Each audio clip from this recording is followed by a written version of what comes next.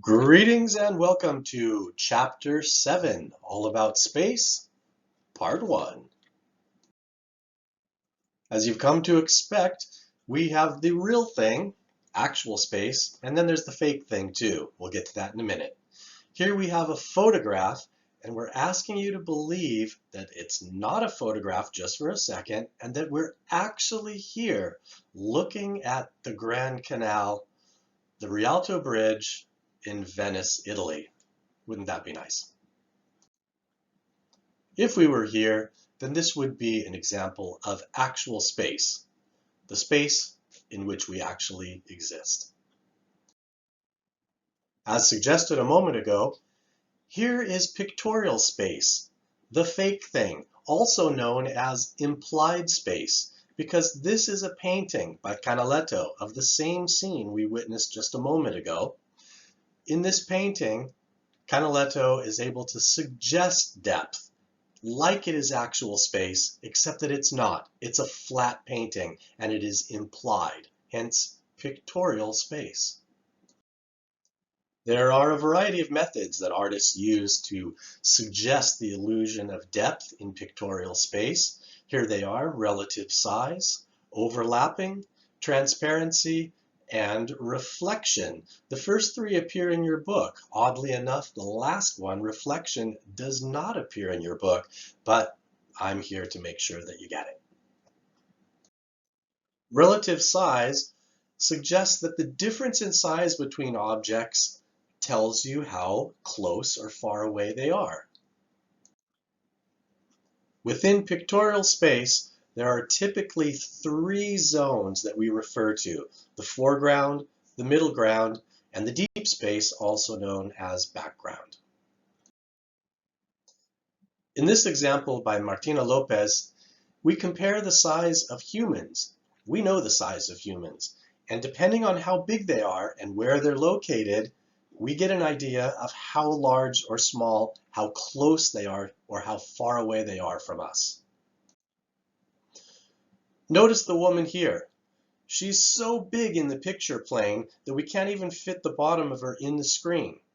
She's in the foreground because she is large compared to figures in the middle ground. They're quite a bit smaller. And then as the space recedes, figures get smaller and smaller and smaller.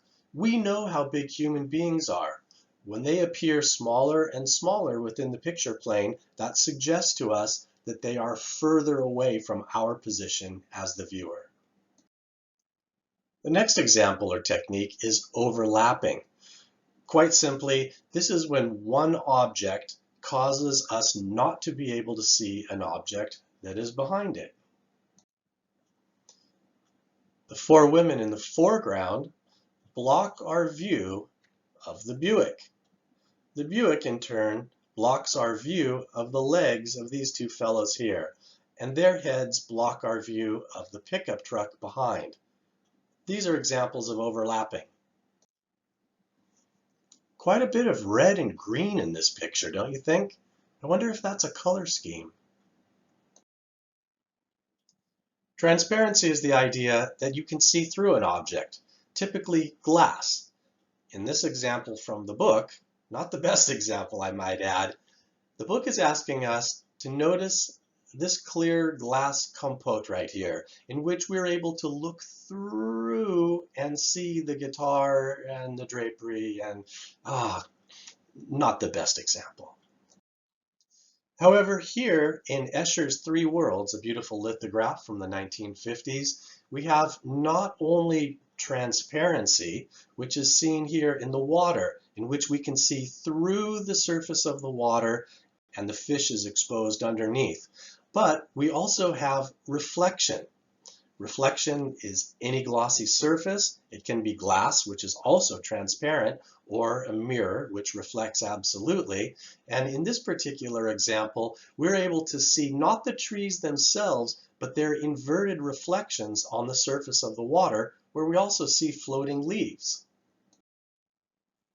In this painting by American photorealist Richard Estes, we're looking through the glass window to the interior of Food City Shopping Market. So it is a beautiful example of transparency, but more importantly, it's a beautiful example of reflection, because in the glass of the window, we're able to see the sky, building, automobiles. Here's a yellow taxi cab. This gives us an idea of space that exists outside of the pictorial space of the picture. If we're the viewer and we're believing that we're looking at something kind of real, it's suggesting that there's a world that exists behind us, not even inside of the picture frame itself. That's the value of reflection. Vertical position is an old-fashioned and outmoded idea. It typically comes from before the Renaissance, when linear perspective had been discovered, created in order to suggest depth. And the difference between vertical position and, let's say, relative size is that here the figures that are in the foreground are the same size as figures that are receding backwards into space. The only way that we know that figures are closer to us is because they're lower down in the picture plane and they overlap features and other people that are behind them.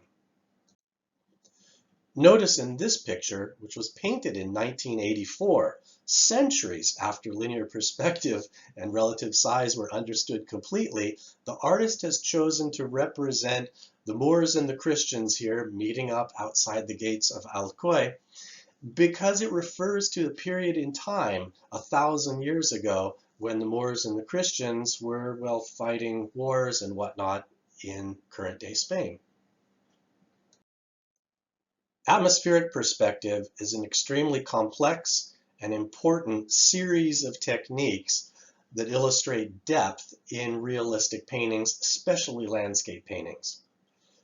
Also known as aerial perspective, but that term is rather old-fashioned and isn't used very much today. The four devices that make up atmospheric perspective are texture gradation, which you already know about, but we'll go over it again, contrast gradation, and two color-related techniques, color saturation gradation and a color shift. This example of texture gradation, which you already know about, is one of the most famous paintings by Frederick Church, famous American landscape painter, The Heart of the Andes. It's a large painting, really big, and it has amazing detail in it, especially here in the foreground section. As we recede into the middle ground, you see that the texture fades. Can no longer see, because it's too far away, individual leaves, even individual trees. They just merge into a big sea of different greens. Further and further into deep space, and the texture goes away almost completely, barely suggesting these distant mountains and clouds. This is a detail shot of the lower right-hand corner of Heart of the Andes, and I think you see beautiful, beautiful, highly rendered details here in which every single leaf and blade of grass and twig is articulated. Next up is contrast gradation, in which objects in the foreground display a full range of value. You see here we have darks in the shadows, mediums, light values, highlights. The man's shirt is pretty bright, highlights on the rocks ranging all through middles and then into deep dark shadows underneath. As we move into the middle ground and into the far distance, we see that the range of values becomes more normalized in the center. Middle values without the sharp highlights and the deep dark shadows. That's contrast gradation. Color saturation gradation, kind of a mouthful, refers to the fact that colors in the foreground are bright and intense. Here in this painting by Thomas Cole, another famous American landscape painter, notice how bright these reds are, how bright these greens are. They're prismatic.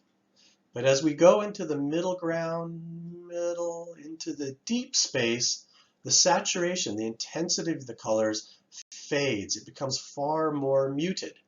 That's color saturation gradation. Part two of the color techniques is the shift in color, typically from a full range warm and cool colors in the foreground. We see very, very warm colors here, these reds, and then kind of cooler because of the greens. That kind of works a middle ground. But we notice that the color shifts as we start to go into the deeper space. Here it's becoming far more neutral, but here it also shifts to neutral and to cooler color, distinctly bluish here, and finally very blue back here in the distant mountain. That shift from full range of color to cooler color and more neutral or gray color in the distance is a primary example of color shift in atmospheric perspective.